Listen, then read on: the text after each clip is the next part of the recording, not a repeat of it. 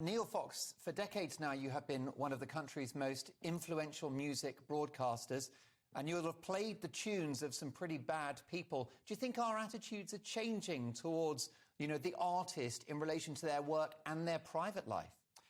Well, I think the other contributors have made some really interesting points here, of which I kind of agree with them all, to be fair. And I think if I look at, say, as a broadcaster, all the broadcasters have taken, all big music stations have taken R. Kelly off their playlists. Because as a broadcaster, you don't know quite who's listening, but you are there to broadcast to a mass audience. And if some people don't like it, then they won't want to hear that. If they do want to hear it, there are lots of ways for them to listen to it. There are streaming platforms, or they might have bought the music, so you can go listen to it if you want to. But as a broadcaster, and all the major stations clearly have taken all of R. Kelly's records off. And to be fair, you were talking about Michael Jackson earlier, who had never been convicted. There's a massive distinction there. You have to be really honest.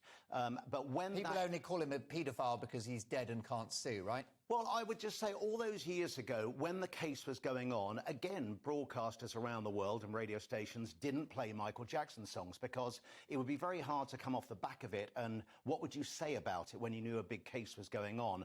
But once it had kind of gone away, all these years on, we do play his music. I mean, incredible songs. Again, as someone said, R. Kelly has made some really brilliant records, but, definitely right now, no radio station is going to be playing it. And you mentioned, is it the same as authors? Well, of course, authors, you don't mass read, OK? It's a personal decision. I can read a book, and I can do that at home if I want to, I choose to. But I think when it comes to broadcasting, broadcasters have to be responsible, and right now, there'll be no R. Kelly on the playlist.